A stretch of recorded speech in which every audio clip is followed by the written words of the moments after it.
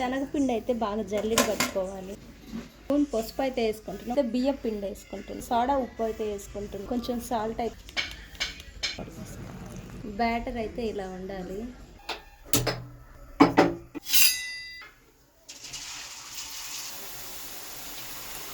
మనకైతే ఎర్రగా బూందీ అయితే కాలింది, తీసేసుకోవాలి.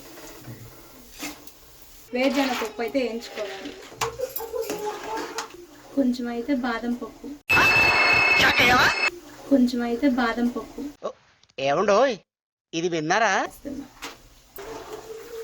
అయితే తెల్లగడ్డలు వేయించుకుందాం. కరివేపాకు,